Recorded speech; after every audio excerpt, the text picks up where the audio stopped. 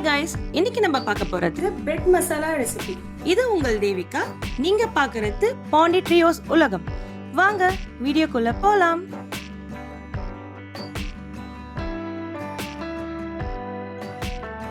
First case on பண்ணிக்கலாம்.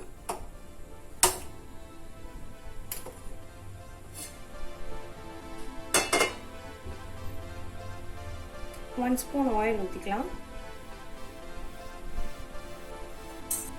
Oil கொஞ்சம் heat ஆனதுக்கப்புறம் பிரெட் பீஸ், நம்ம ஸ்லைஸ் பண்ண பிரெட்டை வந்து இதில் ஆட் பண்ணிக்கலாம்.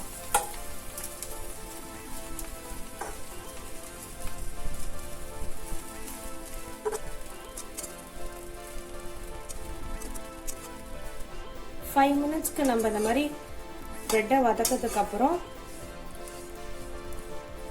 கேஸ் ஆஃப் பண்ணிட்டு பவுலில் ட்ரான்ஸ்ஃபர் பண்ணிக்கலாம். பவுலில் நம்ம வதக்கின பிரெட்டை ட்ரான்ஸ்ஃபர் பண்ணிட்டதுக்கப்புறம்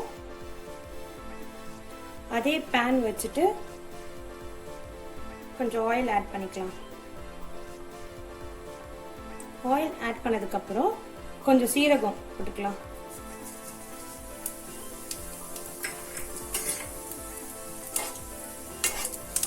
ஸ்டவ்வை கொஞ்சம் மீடியம் ஃப்ளேமில் வச்சு வதக்கிக்கலாம்.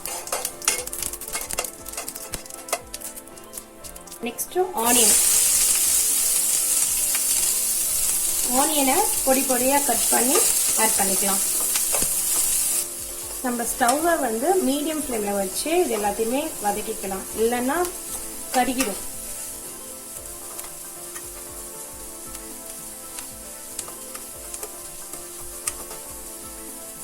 ஆனியன் கொஞ்சம் வதங்கினதுக்கு அப்புறம் இஞ்சி பூண்டு பேஸ்ட் போட்டுக்கலாம்.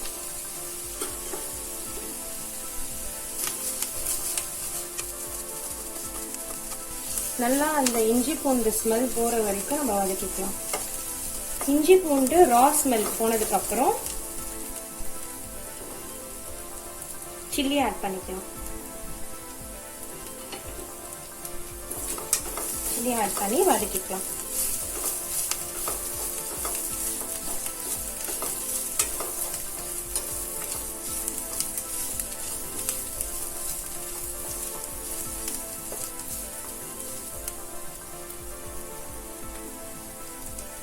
டொமேட்டோ ஆட் பண்ணிக்கலாம்.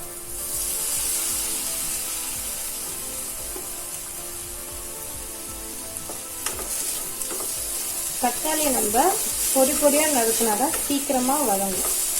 ஸோ நம்ம பொடி பொடியாக கட் பண்ணியே ஆட் பண்ணிக்கலாம்.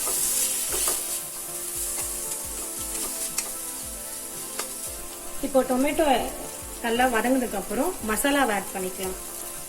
1/2 டீஸ்பூன் மஞ்சள்தூள்,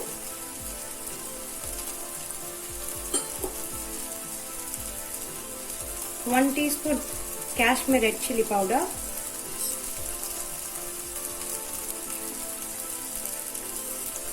2 spoon garam masala,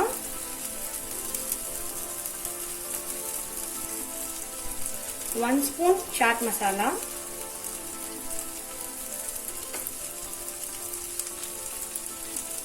தேவையான அளவுக்கு உப்பு. இது எல்லாத்தையும் வதக்கிக்கலாம்.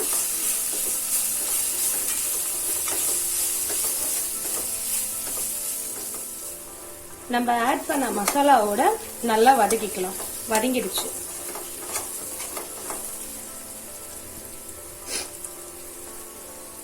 வதங்கி முடிஞ்சோடனே டொமேட்டோ சாஸ் ஆட் பண்ணிக்கலாம்.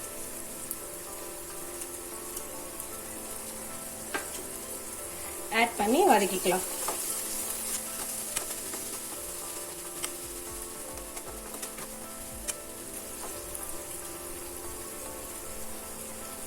நம்ம ஏற்கனவே ஆயில்ல ஃப்ரை பண்ண பிரெட் ஆட் பண்ணிப்போம். அதுல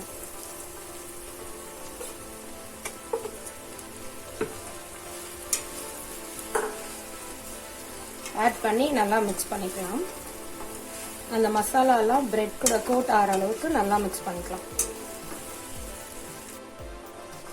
நல்லா அந்த மசாலாவோட பிரெட்டை மிக்ஸ் பண்ணதுக்கப்புறம் ஸ்டவ் ஆஃப் பண்ணிக்கலாம்.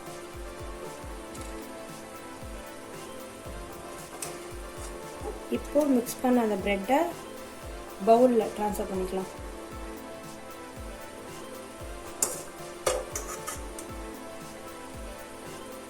மசாலா பிரெட் பிளேட்டிங் பண்ணிட்டு மேலே வந்து கொத்தமல்லியை ஸ்ப்ரிங் பண்ணிக்கலாம்.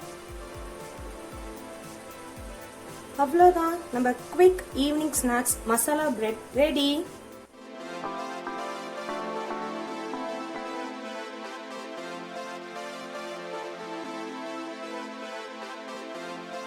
இந்த வீடியோ உங்களுக்கு பிடிச்சிருந்தா லைக் பண்ணுங்க, கமெண்ட் பண்ணுங்க, ஷேர் பண்ணுங்க.